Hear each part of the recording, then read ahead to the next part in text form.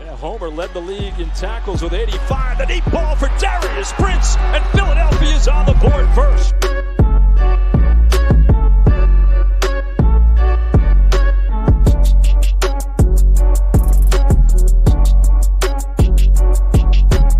On the draw, this is Grayson Allen. And Allen weaving his way all the way down to the 22. 10-yard line, 5. Mayfield, dancing all around. Throw it as far as he can throw it. Jump ball coming. Crazy stuff. Not this time. And you want to be a wide receiver. You're going to have to take a little bit of a hit like that as Brown got him in that shoulder, but watch. Those are teeth. Do we have a dentist on staff here?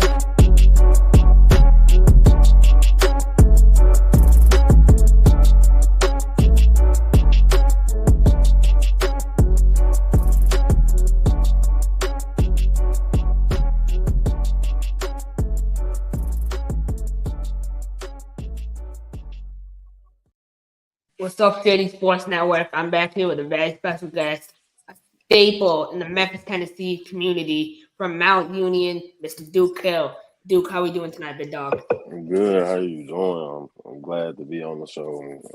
I'm glad you reached out for having me. Really, really glad, I got you on the show. I've been following your story here for a little bit, so it's just fun to have you on for sure. Kind of diving right in. You recently held a toy job in your community, which I can't believe that, man. That's awesome that you take the time to give back. How important is giving back to you, and how did you arrange that tour job? Honestly, important. It's super important for me to give back because, I told somebody that asked me about it when I was doing the tour drive, is that if I can inspire just one person, and I feel like I did my job, whether it's me doing it with the camps and things that I did, or just like me doing something new, just like doing the tour drive. I feel like I want to reach out to as many people as I can, and I did an internship with kids too. So I feel like the easiest way to get something started or get something involved, you got to start with the kids, so they can build onto it young. Because if you're older, and even if you're in your 20s and your 30s, it's you're a little more stubborn, and you usually want to stick to a straight path. You don't really want to veer off from it. But when you're a kid, you open to learn, and you open to seeing new things, and maybe stuff that'll change, and you'll be more open to opportunities and things of that nature. Without a doubt, it's really impressive to me. You're coming straight from college. You're a senior in college, and a lot of people talk about wanting to start stuff for the community, but you're doing it, and that's what I have a lot of respect for. Kind of transitioning more to your college career. This season, Mount Union went 11-1. You guys had an amazing season. How did you manage to find so much success? It's just the Mount Union way, and just even though we didn't reach the ultimate goal that we always preach about, is that we always think that it's bigger than us, and we think that it's bigger than us, and we always play for the person that's next to us. We don't want to let our brothers down, so we all gonna come and give our best, regardless of what it may seem. And we always have a motto as on the defense is 11-1. So if we all come together as 11, then we can play our best. Without a doubt. And, a big key to your success is Coach Jeff Dart. Coach Dart, man, he's one of the best coaches in Division III, one of the best coaches in college football. I know a lot of players who have played for him. What is your relationship with him like? It's funny with Dart because when he first got hired, it's I was just a freshman, and we kind of butted heads because the way we are, it's I make little slick remarks if I know you, and he'll make little slick remarks. So we was kind of going back and forth when I was a freshman because things happen, and some people as a freshman they don't never know what would you bring to the table. So they kind of question you. So he was just challenging me, and I was just making sure that I step up to the plate. But as it goes on, it's it was a great relationship with Dart. It's just I could always just go just talk to him or just like laugh or nothing. Like it was just like a great relationship. Even though I played defense and he was like offensive lineman coach, tight ends coach, and offense coordinator. It's like I could still come and talk to him whenever I feel like. Definitely. And when you talk about, John, he's built a culture, in Mount Union, and that's why you guys have so much success year after year. When you look at the overall culture of the school, kind of academically, student life, how would you assess where your school is at? Honestly, the academics helps it tremendously. It's like it's still one of the like a lot of people are like the academics at Mount Union is kind of like slept on because like a lot of people at school is athletic. Like we have great track and field team, great basketball team, great soccer teams, great football team. It's like we got a lot of good athletes walking around the campus. So a lot of people usually overlook academics. It's like it's a great school to go because a lot of people help you. It's not like you just in there going to school by yourself. If you reach out for help, they will reach back and make sure they take care of you. Without a doubt, that's super important. And your quarterback, Braxton Clunk, he's another one of the most dominating players in Division III football. How much has he grown over the year? I can't even say he's grown because he's just continued to be dominant. But how amazing is he? Man, he is. I never seen anything like him. He's probably one of the best quarterbacks I ever played with in my life. Like we used to just be in practice. Like we'll be in the D line film and we'll just watch a throw he making. We just be like, look at that throw, or it's just like the way his work ethic. Like he's is no one like him. Like a lot of people, like he received like a lot of backlash because of course he's the quarterback and like we're not like in our winning ways, but he all he thought about was winning a national championship and he made sure that he worked harder than anybody and he made sure he wasn't like one of the biggest vocal guys, but he was one of the people that he lead by example. And if you see Braxton doing something, you go and you got no choice but to like I gotta be just up there with him. And he had the same mindset from when we was freshmen because like we all was in like the same dorm for the most part. It was like you see it early from when you first meet someone. And they're like, okay, like he's special. Like, he's a different breed. If I can use them 2 words and had to break it down, he's a different breed. Without a doubt, just look at his stats, man. 158 touchdowns, 23 interceptions. Like, you don't find that at any level of football. But I look at you personally, your stats are super impressive. One thing that really stood out to me is your jump from 2020 to 2021. That's an enormous jump from 4 total tackles to 56. Granted, you did play in 11 more games, but still, I mean, that jump in terms of your numbers went way up. What was the biggest difference you made in the offseason to attain that kind of leap? So I'm taking it all the way back to when my first season, like my freshman season. Like I came in as a freshman, want to say about 250, and I was like, okay. And I came in because I've been playing like D-line all my life. So like you come in, of course you coming out of high school, like all you want to do is do the flashy stuff. You want to pass rush and sack the quarterback, but like you don't want to like be the true run stopper. And I came in actually like I never played nose guard. Like I want to be like defensive. I want to be like a 3 tech, 5 tech. I want to be out of space because I'm was smaller than some of the people that I played against. So I didn't want to be in all of the crowds and stuff. So when I come in, I see like the nose guard. I see me at nose guard. I'm like, dang. And I'm like, whoa. It's like a shot. Get to practice and you already know like the great coach of Mount Union. So it's like it's always competitive. And then I see myself competing because a lot of people didn't expect me to be like the competitor I was because they saw like my stature and like everything. It's like, okay, well, maybe they was like kind of out like underestimating me. So like it all comes from that fall 2019, and then it transitioned over to spring of 2020. Then COVID happened.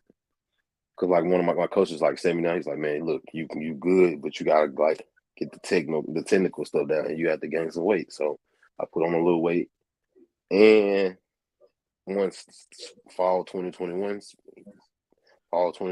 it was like I can see it starting picking because I got hurt in my the spring of my freshman year.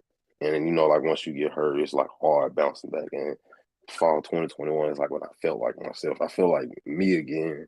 Jersey changed. I was in this first person ever in zero. So it was like, okay, it's like a fresh start. And it was like, I knew it from the first game. The first game was literally like a big TFL. It was like, it literally was like as loud as anything could be. Then the second play, I had a pressure. Then the third play, I had a sack. It was like all this is in the span of first 4 plays, and it was like, okay, I feel like I belong here. And then as the season goes on, I'm looking at my stats. Dang, I got like almost 60 tackles as a nose guard.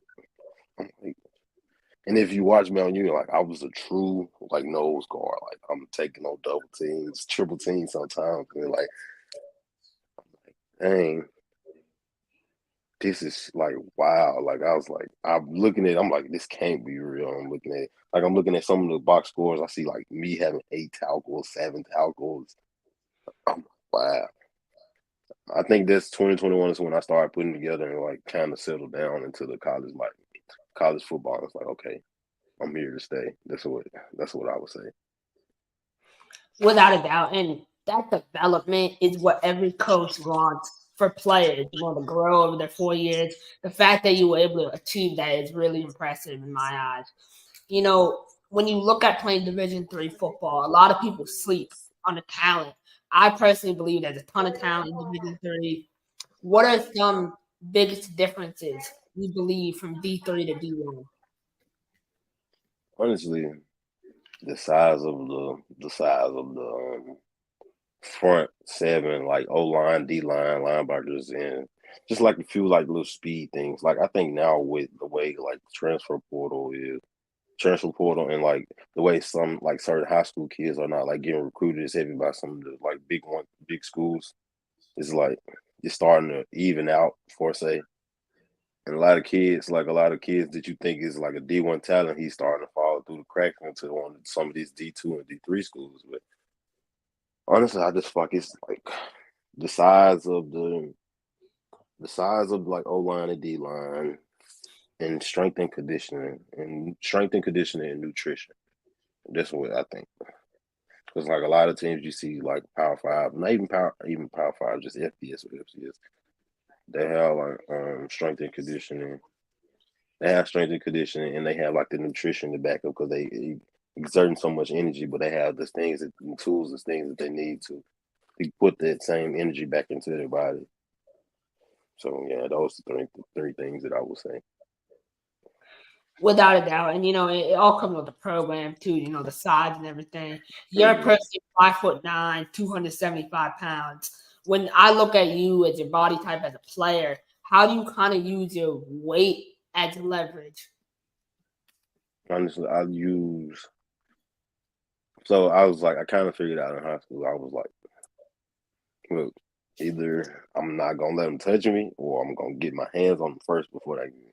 So I'm going to use my size to advantage. And if someone is like 6'3", 6'4", 6'5", they not going to want to bend and try to get down with me. So my thing is I want to make sure that bring them down to my level, because if you come down to my level, then it's kind of even playing field. So I use my leverage to pair with my quickness. Because like if I get my hands on you faster, if I get off the ball faster, now it's like, oh wow, he in my face and he just constantly in my face. And I also use my motor. It's like I always said in my head, nobody could block me for 4 quarters. Like you might think you could have me in the second quarter, or you might think you could have me in the first quarter, but as the game go on, like I'm just gonna keep getting back up and just going and going and going, never going to stop. Like it's just I use all of that because I use all it just to show that like I'm versatile and I can do many things, especially from this past season, because like I was on the field. I told like our D-line coach, Coach Q, I give him a lot of credit too, because he got there too. And his first year was my junior when in 2021, fall of 2021. he gave me a lot of tools and things that I could use that made me better as a football player. But like I told him, we had meetings, and I was like, I don't want to come off the field. Like I want to be in third and first and 10, second and short, second and long, and third and long. I just want to be on the field as much as possible because I feel like the team is better with me on the field. Even though we had a lot of great players around us, but I feel like the team is better with me on the field. I kind of have to ask, how much of that mentality is you coming from Memphis, Tennessee?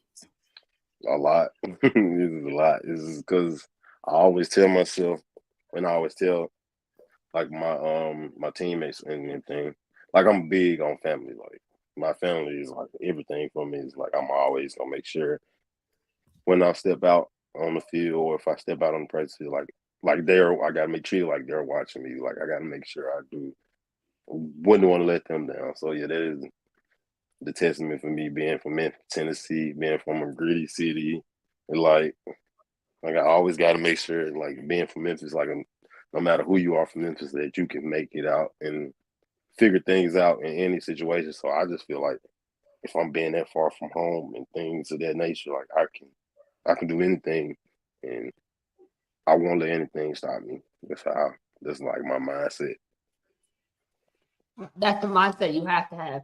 You know, at the professional level, you're headed there in 2024. That's a huge step in your life. You know, you're going to become a professional football player. Have you thought about the next level, and what, I guess, leagues are you open to playing? Yes, sir. I honestly, like, as the fall season went on, because I was like, okay, this was my 5th year, so I was like, okay, I'm done after this. I'm like, yeah, I'm just like going to enjoy the ride, but like we lost kind of early, so it's like I had a lot of time to think. And that's honestly where I got the tour draw from too. We lost Thanksgiving weekend, and I had a lot of time to sit on it. So I was like, yeah, I need something to get my mind off things. So I'm just gonna start to do the tour drive. Just give myself 3 weeks in advance to just like get as many tours as possible, and then that's the way that I did things. So that I'm actually kind of proud of that, to be honest, because it was short notice in my mind. But as far as pro leagues, I'm open to playing anywhere, honestly, because I feel like it won't hurt to try, because like I'm still in great football shape, and like I'm still like still young, relatively young, and I don't want to just like let the dream go by. Like you always think of playing professional, and I don't want to let the dream go by, and then I'm like older, and I'm like, dang, I wish I should have tried to play pro or something. So like I won't hurt to like try it, and I would be satisfied either way, because like coming from where I come from, Memphis, Tennessee, is like just me doing all the things that I did in college was already like it was already like one of the highlights of my life, because like a lot of people even told me it's like that I would like never even play in college. So just me being like All-Americans and all of that thing is like I already kind of like beat the odds the way I look at it. So being pro is literally just like a bonus. Definitely. Duke, it's been great having you on the show tonight. You know, I really appreciate your time. My final question for you is, looking towards 2024, what are some of your biggest goals on and off the field? Off the field, I want to get like a little bit closer with my family, just like doing more like those little small things instead of like being around for holidays, because like I'm usually always gone, being at school. And just actually, and another thing is just like doing more with the community, get things better with that. I don't want to just start and stop at the camp. I want to see like what things that I could do like year round, or just like something that I could do in like little spots here and there, something like ways to give back. And on the field, I just want to. I would love to land on any professional team that gives me the opportunity and just continue my football career. Because if I accomplish all those 3 things, it really like make my year, honestly. Definitely. Duke, I wish you the best of luck. You know, stay in touch, reach out if you need anything. Yes, watching it here in 2024. Yes, sir. Thank you. Thank you for having me again. Okay. I'm a game changer.